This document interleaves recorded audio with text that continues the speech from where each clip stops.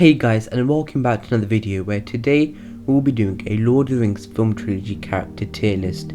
We'll be ordering these characters you see on the screen right now by how closely they resemble their character in the books. Also, we'll be seeing how closely the characters in the movies would resemble Tolkien's idea/vision of the character as well. So overall, we'll be seeing how well Peter Jackson adapted Tolkien's characters.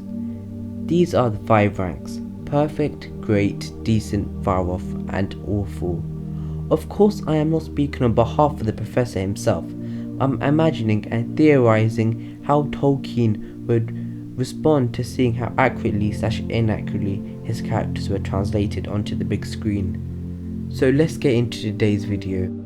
As I go down here, I'd like to say this is all my opinion as well, and you can all have different opinions, but as I bring Frodo back up, I believe that his adaptation was a great adaptation and quite faithful as well. However, in the books I believe he was stronger and especially more stronger minded, but in the movies he was shown to be a bit more weaker, to show the toll the One Ring had on its bearer, and this is for the movie effect as well, to physically show how strong the One Ring was. So for this reason, that is why he's not in the perfect spot, as not a perfect, flawless adaptation. However, I believe that Tolkien would also be proud and understand how well the hobbits looked in the film as well aesthetically. For example, with the big ears and the big hairy feet and the size of them as well. And I believe it's a faithful adaptation from the description of hobbits in the book and the way Tolkien envisioned them. And for all these reasons, I believe Frodo is a great adaptation. Not perfect, but great. As some changes are made from how Tolkien envisioned him before being a bit more stronger than he was shown in the books, but overall it was quite faithful. Now let's go on to the next character as I scroll down, and the next character we're going to be ranking is Gandalf. So Gandalf is a really interesting one, and I believe that Gandalf is a perfect adaptation from the books and how Tolkien imagined him. As one thing that Peter Jackson actually did really well was that he did not go overboard with, oh, Gandalf is a wizard so he can have lots of magical abilities, and actually toned it down a lot like Tolkien did in the books to show that, oh, Gandalf was sent to Middle-earth and he has to restrain his power and he can't use all of it. And that was a really important message Tolkien tried to describe and show it, and I think Peter Jackson showed this off really well. And the other thing is the way all of Gandalf's speeches in the movies is really interesting, as especially the one in Moria where it had even Tolkien's one of his most famous lines, where we decide what to do with the time that is given to us. And we can really see at some points in the movies the vibe and idea of Tolkien coming through Gandalf. And also another thing that Peter Jackson did get right is how well of a mentor he was, especially not just to Frodo but to the whole fellowship as well. And we can see this after his death, the effect it has on the fellowship.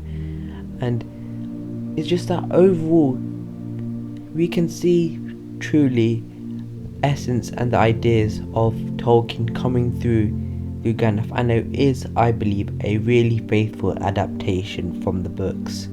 And I think, of course, we know Tolkien from Christopher Tolkien himself. You know, maybe Tolkien might not really like the movie stuff, but from faithfulness, I think Gandalf is up there in the movies with all the other characters, how faithful he is from the books.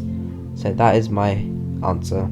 So the next character that we're going to be looking at is Aragon, and as I move him back up, I believe that there's so many factors that play into where I put him, as I'll talk about them in a second, but overall I believe that he is a great adaptation. As in the books, from the start, he wanted to become king of the Reunited Kingdom, and he always had this desire, but in the movie it was toned down, and near the end of the Return of the King, this idea really started to play up to him, especially through the influence of Erwin. And we can prove this, as in the books, Anduril, the Flame with the West, was given to him at the start to show that he is the heir of the line of the kings of Gondor. But in the movies, this was given, I believe it was given to him by Erwin again before he went to go find the army is dead. So this shows the contrast in the character in the book and the movie, as I believe in the books he was more driven. Tolkien saw Aragon as being more driven to get the goal of becoming king. But despite that, I believe Peter Jackson and the movie still did a great adaptation of the character, as we can also see a lot of the characteristics of him as being, of him being more kind, and we can also see his ranger side as well, especially in the first movies, and I think that was adapted really well.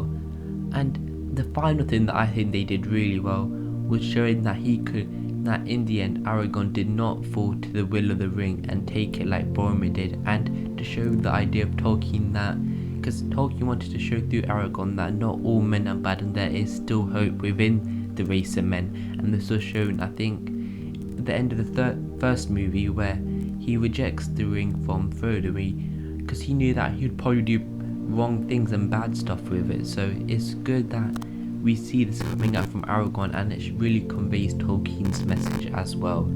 So that is why, considering all these factors, it is in fact a great adaptation.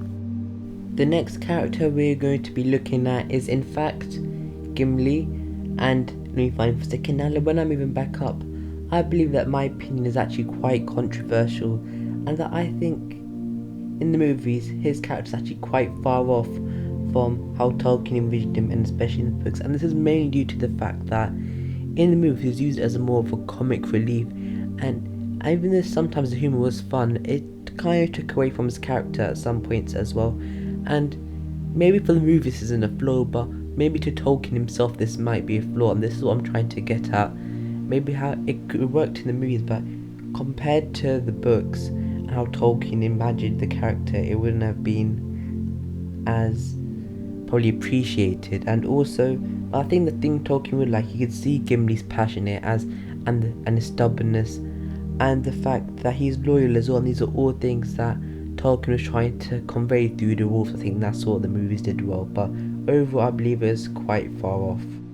The next character that we're going to be looking at is Sam, and as I move him up, I'm already going to tell you that he is going to be in the perfect category, as even Tolkien said after you read the books, he even thought that himself, that Sam is the main character and he's the main hero of the story. And even when you watch the movies, you get that same idea, which is really important, as that means the movies did show and try to portray Tolkien's idea of Sam being the main character, which was really, really good.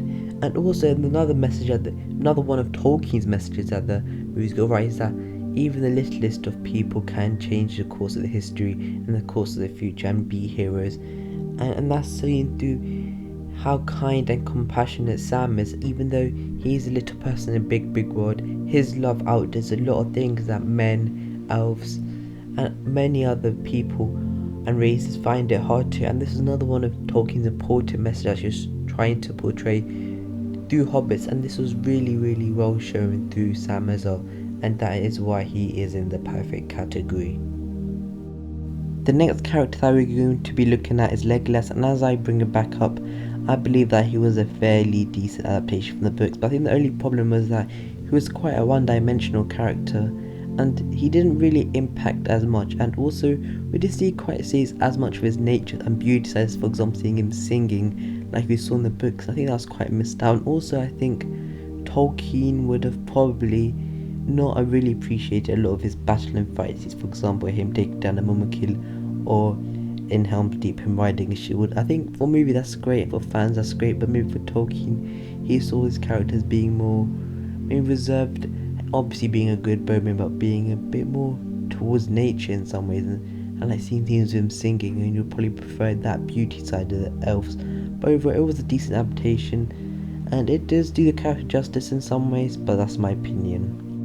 Moving down, the next character we're going to be looking at is Erwin, and I believe that he is a perfect adaptation from the books and how Tolkien foresee him as in the movies we see Erwin as being very, very wise, and we can see the wisdom of elves shine through him, and also the longevity of their lives as well, seeing how long elves actually live in Middle-earth, and the positive and negatives of that as well. And especially I think the character was given justice through the characters of Erwin, seen and it really portrays the character of elves as well, and how Tolkien envisioned elves, and especially Erwin, to look like. I was seeing this quite old place, as at the time I think the house of Erwin was the last free house east. East. So it's just incredible how well I believe that especially Hugo Weaving pulled off Erwin's character as well. So yeah, I believe that he is a perfect character. Now we're going to be moving on to Erwin's daughter and Aragon's lover, Erwin, and as I bring her up, I believe that she is quite a far off adaptation from the books and how Tolkien envisioned her, and this was probably quite obvious, as the main thing that I think we can all realise is the fact when she saves Frodo from the ring race instead of that being Glorfindel. And I know for the movies it works and that's great, but as I said before, that's not how I am trying to rank these characters. I'm trying to rank of how Tolkien envisioned them, and technically Tolkien did not envision her doing that, how having as big of a part in the story as she did in the films as well. But I think one thing that the movies did do well was show the connection between Aragon and Arwen and their love relationship. But overall, due to these reasons, Arwen is in the far off category.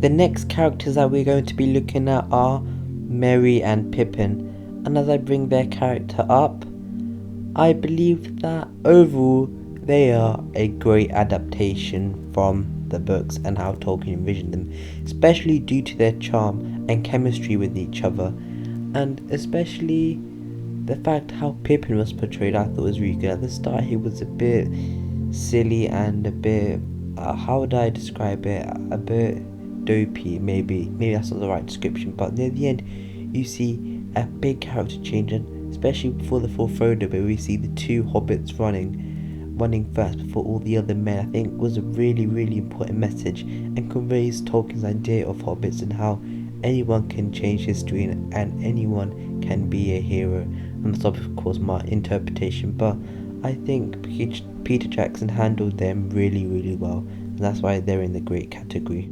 The second to last character that we will be looking at is Boromi, as I bring his character back up onto the table, and I believe that he goes into the great category along with Merry and Pippin, as I believe the movies showed well one of the ideas Tolkien was trying to show is that men can be corrupted and twisted to their own ways and can be tempted as well, and the temptation that we see through Boromir is really strong, and I think Tolkien would have appreciated that and shown the idea of his message that men can be really susceptible. But I think then having Aragon being the opposite of this and showing that not men are all bad is really good, and even though in some ways these two characters are polar opposites of each other, is great, showing so many different ways of how men are portrayed in Middle Earth. So I believe Tolkien appreciated it, and that's why he's in the great.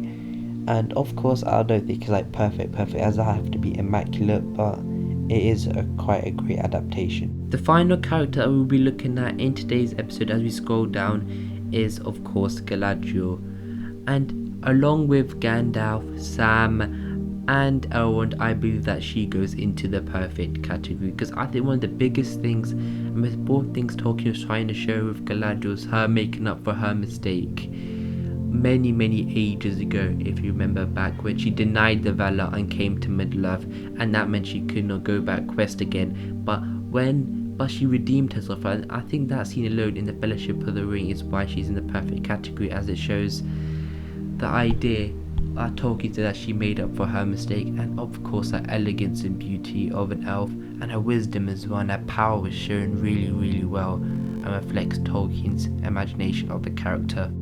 Here is the final list of all the characters ranked, and as you can see overall the movie / Peter Jackson did do justice to the characters and how Tolkien envisioned them, and were quite close to the book's descriptions and how they were as well.